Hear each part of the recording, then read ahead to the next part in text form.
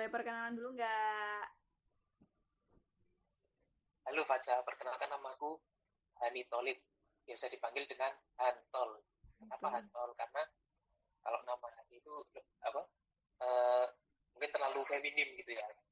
Kalau jadi namaku eh, menjadi Hantol atau Hani Tolib gitu. Seperti itu. Aku lahir di Malang, sorry, lahir di Pasuruan 13 Juli 1999. 99 tinggalku di Malang gitu. Ini kita sama-sama Malang kan kita. Oh, Gitu. demi apa? Harusnya dia aku ke Malang ini ya. Ya, kan Lawang Malang nggak sih Lawang? Iya. Cuma cuma kotanya masih belum inilah ya masih. Ngatain. Ngatain. Oke, oh Oh tapi ada kebun tehnya tapi ya. iya dong. Seger di sini tuh ya, nggak panas. Sorry. Oke, eh Ya. Mas Hantol itu siapa sih mestinya di kan kita mau ngomongin LKMM nih. Nah, Mas Hantol tuh apa sih hubungannya sama LKMM gitu? Oh, aku ketua Disjen Dikti ya, Bu. Bohong, nggak boleh bohong. Ih, jawab yang Ya enggak lah. bener. Oh ya enggak lah. Aku ini di sini sebagai tabakor FTK ITS aku. Jadi aku di sini fungsiku adalah mengkoordinasikan eh, suatu perkumpulan yang disebut sebagai pemandu gitu. Jadi pemandu itu apa? Pemandu itu fungsinya adalah mengisi pelatihan yang bernama LKMM gitu. Jadi LKMM itu yang aku bawa ada LKMM pradasar sama tingkat dasar gitu. Jadi LKMM pradasar itu biasanya tuh mempelajari tentang manajemen diri. Jadi gimana caranya supaya kamu disiplin sih? Nah, yang paling gampang seperti itu. Gitu. Terus yang kedua ada LKMM tingkat dasar. LKMM tingkat dasar itu fungsinya adalah uh, manajemen event. Manajemen event itu berarti kegiatan yang ada sehari-hari gitu, yang sifatnya itu nggak permanen gitu, nggak permanen organisasi gitu. Hmm, Itu sih kira-kira. oke. Tadi kan udah sedikit ya, tapi boleh tahu lagi nggak apa sih LKMM itu sebenarnya? Apa cuma ada di ITS atau di mana-mana sudah ada atau gimana tuh? Sebenarnya LKMM itu sudah disahkan dari Dewan Perwakilan Rakyat dari tahun 1999, Hmm. pasca lengsernya Soeharto gitu kan. Nah itu dari situ tuh nanti uh, ada bawa pendiri LKMM nih, ada Pak Ike, Pak Matindas, Pak Hitam. Nah dari situ itu LKMM itu mulai digulirkan gitu. Tapi yang yang mulai menginisiasi itu ITS sama UNESA. Hmm. UNESA itu Pak Martinez, kalau di ITS ada Pak Budi sama Pak Ibe gitu ya. Nah kayak gitu.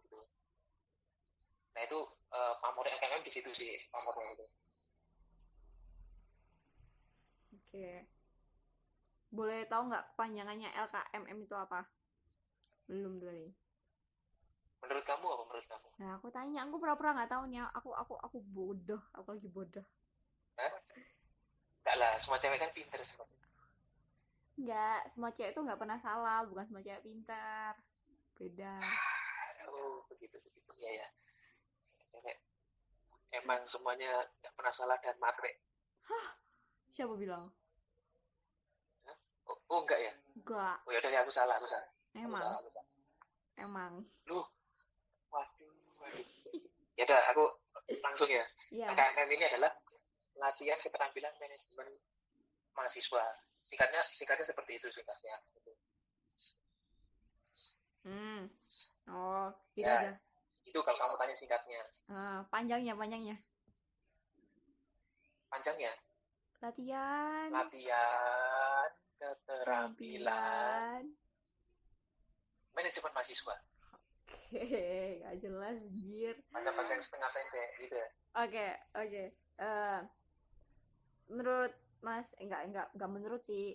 Mau tanya yang bener ya, jawab yang bener. Emang wajib ya LKMM?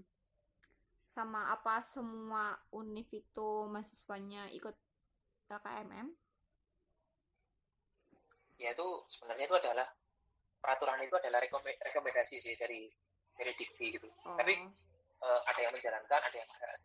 Cuma sunnah muakkadnya lebih baik diikuti gitu loh. Jadi LKMM ini itu bisa jadi ajang untuk manajemen diri gitu. Nah sekarang itu yang jadi masalah itu adalah pelatihannya kadang sudah ada, tapi kenyataannya itu kayak banyak formalitas gitu loh. Paham nggak sih? Jadi kayak misalnya nih pemandu nyampaikan materi, tapi pemandu sendiri itu belum tentu paham, gitu. Belum tentu paham. Jadi cuma nyampaikan PPT secara template seperti Anda. Kata siapa? Dan, oh enggak ya? Enggak lah. Baca ini belajar dulu. Baca ini enggak pernah salah baca. 5 menit sebelum masuk belajar dulu. 5 menit. Oh ya, Baca ini 5 menit sebelum masuk ini belajar dulu ya. Jadi dia bahkan enggak 5 menit ya. 5 hari sebelum pelatihan itu sudah brainstorming dulu dia. Benar-benar luar biasa. Luar biasa, sangat luar biasa. Benar enggak? Insya Allah. Aku sih 1 bulan sebelumnya ya udah siap ya. Udah siap. 1 bulan sebelumnya. Nanti aku bilang ke Cindy sama Alif ya. Kalian dikatain guys. Oke. Ngomong-ngomong tentang pemandu nih. Pemandu itu ngapain aja sih? Pemandu tuh ngapain aja? Pemandu yang mengisi pelatihan pemandu. Oke. Selain ngisi pelatihan itu apa aja sih? Kok rasanya aku berat banget jadi pemandu ya? Masa cuma ngisi pelatihan aja? Enggak, woy. Oh gitu. Salah sendiri Anda menjadi pemandu. Kok kayak aku ribet ya hidupnya di sana ya? Iya. Ngapain aja tuh? Kamu terjengkelan. Jadi gini, pemandu itu tugasnya adalah untuk, kan ibarat itu LKMM itu kan badan kan. Nah jadi pemandu itu adalah ibarat itu nyawa dari badannya itu sendiri gitu. Jadi misalnya pemandu yang mengisi ibarat itu yang mengiringi pelatihan mulai dari memberikan pencerdasan kepada peserta, mengajak diskusi, terus memastikan apakah peserta ini paham atau tidak dengan cara melalui simulasi dan KPP gitu. Kan KPP kan dikeluarkan pas pelatihan, itu dipantau apakah pelatihannya itu berhasil atau tidak. Seperti itu. Nah, pemandu itu tugasnya seperti itu gitu. Jadi kan ibaratnya kan sudah ada alatnya nih, paham kan? Sudah ada alatnya, sudah ada machinery-nya. Nah, siapa yang nyetir ya? Pemandu itu sendiri. Seperti itu. Itu fungsi idealnya seperti itu, fungsi idealnya gitu. Oke. Itu sih. Sangat ideal. Nah, tadi kan Mas Hanto jelasin kondisi ideal ya. Kalau kondisi sekarang nih, yang sekarang di tengah-tengah pandemi itu kayak gimana, Mas? Kenapa di tengah pandemi? Ya, kondisi pemandunya itu gimana? Apa mereka masih sanggup untuk melakukan kepemanduan? Seperti biasa ya? Ya. Nah, tentunya kalau di kondisi pandemi seperti ini itu kita juga cukup terlunta-lunta juga ya, sama kayak organisasi lain. Kalau misalnya kan banyak kan kayak kaderisasi, gulung tikar, terus proker gitu ya juga nggak bisa jalan gitu. Sama kita pemandu juga kayak gitu. Kita nggak bisa memaksakan kondisi. Karena kalau misalnya kita pemandu memaksakan pelatihan gitu ya, terus nanti orang-orang ini misalnya kumpul di musola gitu ya, mau sholat itu kan juga bisa jadi bisa jadi kluster baru atau transmisi lokal gitu kan, ada penyebaran penyakit gitu kan. Nah itu kita dari pemandu ya juga nggak bisa juga ngadakan pelatihan seperti biasa, nggak bisa. Kita kan ada pelatihan itu kan sebenarnya itu kan ada offline, ada kondisi-kondisi yang nggak bisa dijalankan secara online gitu kan. Biasanya itu kan pemandu itu kan ada mengajarkan PW sama PSK kan. Tahu PW sama PSK itu apa? Nggak tahu apa tuh. Tahu? Nggak tahu. Tahu geleng-geleng? Nggak tahu. Oh nggak tahu. Nggak tahu.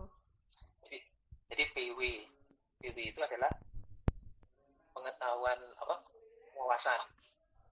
Terus ada juga PSK. Apa itu PSK? Nggak tahu. Pengetahuan nggak tahu juga. Nggak tahu. Jadi PSK itu pengetahuan sikap dan keterampilan gitu. Pengetahuan sikap dan keterampilan. Nah, kan sikap dan keterampilan itu kan juga sulit juga gitu. Apa kalau misalnya secara online? Jadi misalnya pemandunya apa namanya ngadakan pelatihan, tapi nanti pesertanya malah tidur. Nah itu juga jadi masalah juga gitu. Jadi ya kita ya juga otomatis uh, memutar otak supaya peserta ini bisa mendapatkan materi seperti biasanya gitu. Kalau misalnya materinya nggak bisa didapatkan seperti biasa ya kita usaha kita perjuangkan seadanya gitu, sebisanya kita yang bisa masuk ke peserta itu seperti apa gitu. Gitu. Jangan sampai nanti ketika karena kalau misalnya materi ini disampaikan seperti biasa nanti otomatis pemandu itu jadi otomatis nanti peserta itu kan jadi jenuh kan. Nah itu kita juga bikinkan solusi gimana sih caranya pemandu itu yang bisa tetap ngasih materi dan kuotanya itu kan ada juga masalah juga kuota kan kuotanya peserta kalau misalnya pemandu itu menyampaikan materi seperti biasa otomatis kan kuotanya anak-anak juga nggak cukup juga gitu Kuota internet nah, ya ini itu, ya. kuota internetnya kayak gitu. Jadi pemandu itu kayak berusaha mencari terobosan-terobosan baru lah gimana caranya supaya peserta ini bisa mendapatkan materi dan peserta ini nggak keluar duit terlalu banyak gitu. Oke. Gitu sih. Ya, I see. Tapi kan selain dari materi ya, materi itu sebenarnya kalau menurutku masih bisa dicari, searching gitu masih bisa dapet lah ya. Tapi kan nggak dapet asiknya ikut pelatihan secara offline, nggak dapet maksudnya nggak dapet temen baru, kayak terus iya nggak bisa lirik-lirikan gitu kan, terus juga ya, nanti pagi-pagi gitu ya. Nggak ada yang jemput biasanya kan gitu kan alasan-alasannya nggak ada yang jemput ngerjain KPP dan lain-lain. Itu gimana tuh, apa sekarang yang difokusin itu emang materinya aja? Gini menarik jadi sebenarnya waktu ngisi materi gitu waktu kondisi pandemi kayak gini itu kan kita kan ada threat gitu kan ada ancaman juga kan ada weakness juga gitu tapi kita di sisi lain itu kita ada strength juga opportunity gitu paham nggak jadi ibaratnya itu setiap kesulitan pasti ada kemudahan juga gitu.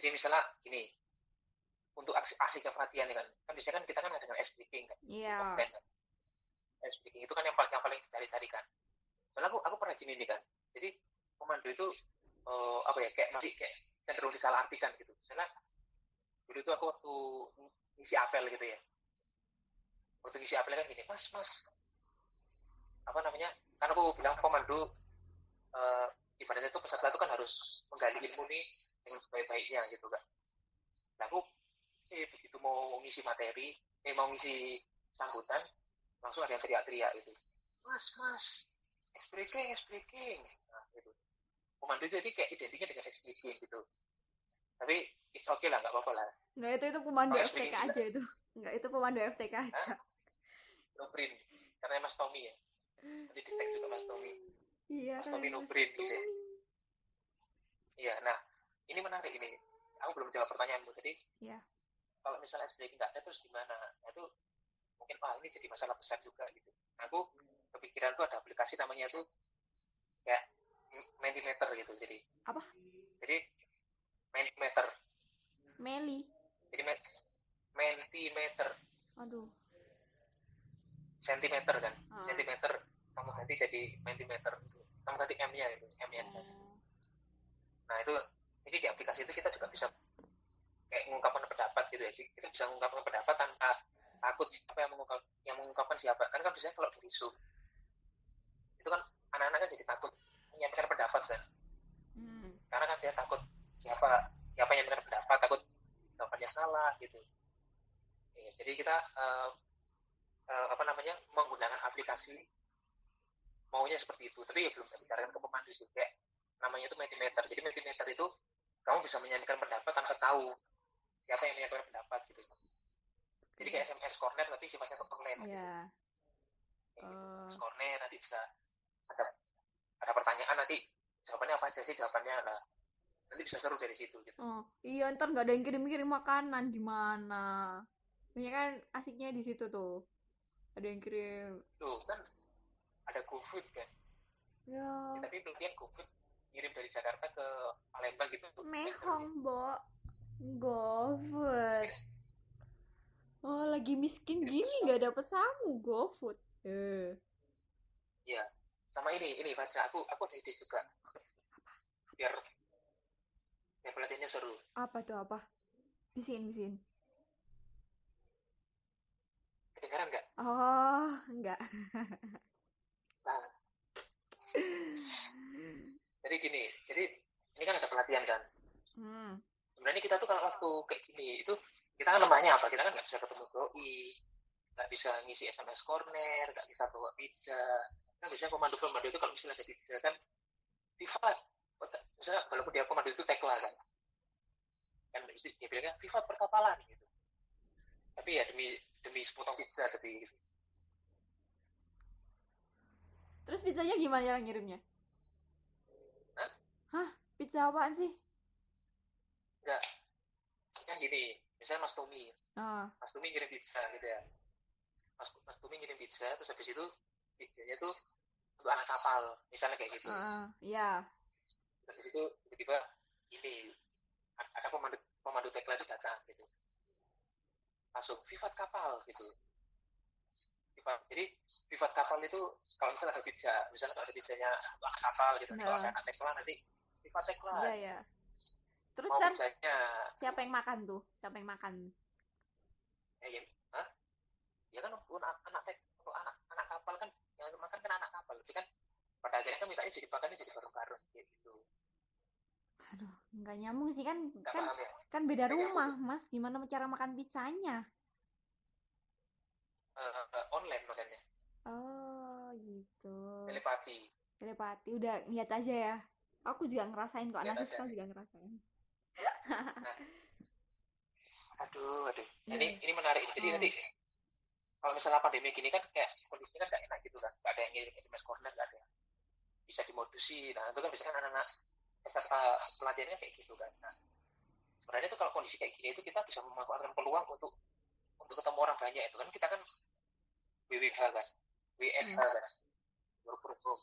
Nah itu kita bisa juga kayak misalnya KBP-nya itu kita misalnya kayak wawancara gitu, wawancara ke orang yang lebih ngerti, misalnya kayak psikolog atau mungkin misalnya kayak event-event itu kayak kita cenderung bisa bertemu dengan orang-orang yang punya event gede gitu. Nah itu ya juga gitu. Nah itu kan kita kan juga bisa ketemu orang banyak gitu. Ketemu orang banyak itu kan salah satunya kan ada bisa cewek bisa cowok. Nah itu bisa juga dimanfaatkan juga gitu. Jadi kalau misalnya kamu sudah kerja nanti dia bisa kamu jadikan sebagai relasi. Nah itu opportunity-nya di situ opportunity-nya. Jadi nggak semua kalau waktu pandemi gini tuh semuanya tuh serba susah gitu. Jadi kalau misalnya kamu jeli membaca peluang itu bisa sebenarnya tuh. Nggak ada yang perlu diratapi gitu. Mantap. KPP-nya mantap nih, asik. Aku nggak sabar jadi pemandu lagi. Oke. Kamu harus siapa pemandu kamu ya? Aku bilang aku nggak sabar jadi mandu lagi. Nggak sabar pemandu lagi kan? Bukan jadi pemandu lagi kan? Ya, salah, bos, maaf. Oke. Tadi nih, Nah, jangan cewek mengatur salah. enggak, enggak, Enggak. enggak. Tadi tuh error dikit. Oke, Mas Hantol, mau tanya nih. eh Apa sih sebenarnya manfaat yang dirasa oleh mahasiswa? Kayak eh kenapa mahasiswa itu harus ikut LKMM? Harus punya keinginan, bebas sih ya keinginan ya. Iya, free will kan. Itu kehendak bebas kan sebenarnya. Tapi kan ibaratnya gini, uh, sekarang aku tanya, kalau misalnya kamu merdeka melakukan sesuatu, kamu merdeka seluas-luasnya. Kamu misalnya tidur sepuasnya, terus kamu nggak disiplin, kamu kamu mau makan sepuasnya, nggak diet. Nah kira-kira kamu bisa ini nggak bisa sukses, misalnya sukses dalam dalam prestasi akademik atau sukses dalam diet kira-kira bisa apa enggak gitu. Tergantung sih, itu pandangannya terlalu melebar. Terlalu melebar. Nggak bisa ya, kalau orang masih lihat dari badan ya kita nggak bisa menjudge orang itu sukses apa enggak, soalnya nggak ada goal yang pasti, maksudnya nggak ada penilaian yang benar. Ini kegendutan, ini kekurusan, gitu. Enggak body shaming juga. Misalnya kamu punya goalnya tuh kamu kurus, terus kamu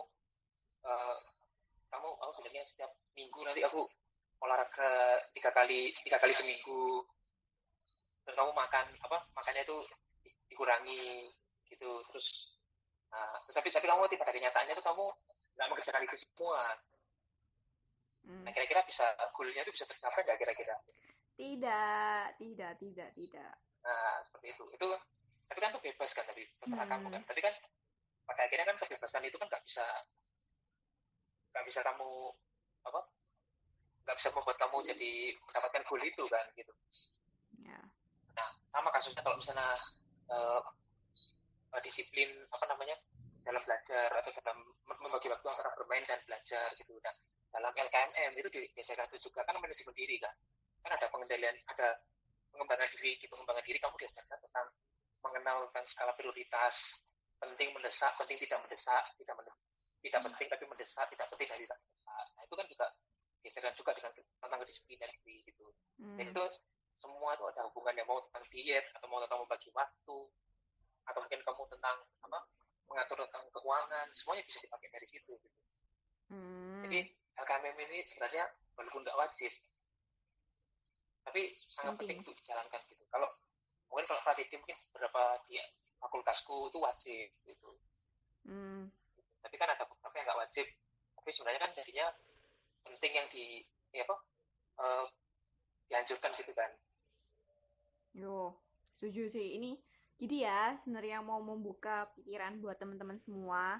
Misalnya mau bawa nih bingung ngapain sih ikut LKMM Pratd, nggak penting bla bla bla. Emang ya tahun pertama itu pingin seneng-seneng dulu gitu kan, males serius-seriusan. Tapi ini tuh LKMM ataupun pelatihan-pelatihan yang lain itu suatu peluang dan mereka jarang banget. Dia setiap bulan kan nggak ada, adanya setahun sekali rata-rata. Yo nggak mas? Nah itu tuh ya, betul. Itu tuh sebuah batu loncatan kalian ntar di masa yang akan datang. Itu semacam tabungan gitu loh. Tapi kalian nggak tahu ntar buat apa tabungannya. Tapi pasti bakal berguna. Kayak gitu. Ya, investasi ya. Ini investasi. Oke. Tadi kan sudah itu. Nah, mau tanya. Enggak sih, udah ya, kita udah ngomongin plus minus pandemi LKMM di masa pandemi. Apa tuh? Jelasin lagi deh. Apa sudah ya? Tambah lagi ya. Ini aku udah tambah lagi nih. Ini apa tuh? Ada satu poin lagi. Jadi kalau misalnya pada saat pandemi ini ada manfaatnya juga ketika kamu sudah mengalami kondisi normal. Ketika kondisi normal kamu sudah bertemu peserta pemandu bisa satu kelas. Nah itu ada hubungannya tuh. Jadi pada saat pandemi kayak gini, itu kan kita berusaha kayak membuat kayak belajar mandiri gitu. SCL namanya, Student Center Learning gitu. Jadi peserta tuh berusaha, kalau misalnya kondisi normal kan pemandu kan ngasih materi dulu, ngasih materi jelaskan, terus nanti diskusi, nanti simulasi gitu kan. Nah pada saat SCL kayak gini, itu nanti peserta dikasih permasalahan gitu, dikasih permasalahan, nanti permasalahan itu dicari sama peserta. Nanti kalau ada kesulitan ditanyakan sama pemandu. Nah pemandunya ini nanti yang bisa ngasih pengarahan gitu. Jadi kita nggak langsung kasihkan materi gitu. Nah dari situ manfaatnya nanti waktu pasca new normal, dari new normal kembali normal, ya nanti pemandu itu jadi lebih kritis gitu. Lebih kritis, lebih peka terhadap, lebih aware dengan isu-isu yang berkaitan dengan LKMM gitu. Kayak misalnya kemarin kan ada kasusnya Mas Bagi sama pacarnya Iya. Mbak Aini gitu ya.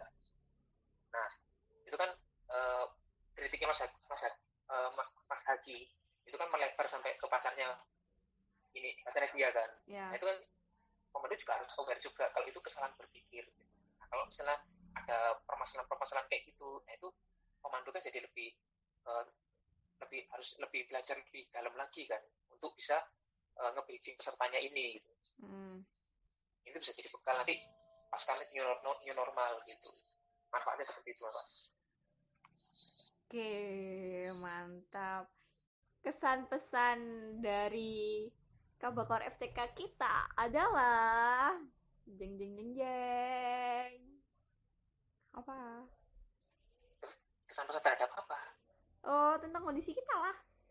Di tengah pandemi gini buat semuanya pesan. Di tengah terhadap pandemi ini ya. Untuk teman-teman tetap stay at home.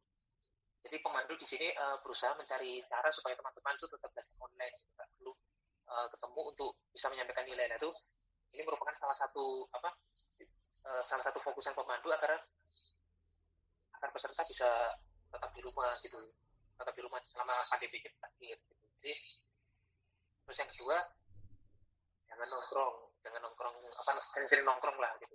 Nongkrong ya nggak apa-apa tapi juga jangan sering-sering gitu. Pakai masker, pakai hand sanitizer gitu. Sering-sering olahraga gitu supaya tetap sehat dan sebagainya gitu. Semoga kita semua dilindungi dari penyakit ini. Amin. Oke, terima kasih Mas Santo udah nemenin kita semua ngobrol-ngobrol tentang LKMM. Oke, cukup sekian. Semoga bermanfaat ya. Assalamualaikum warahmatullahi wabarakatuh. Oke, waalaikumsalam warahmatullahi wabarakatuh. Terima kasih, Faca. Aci Mas Santo.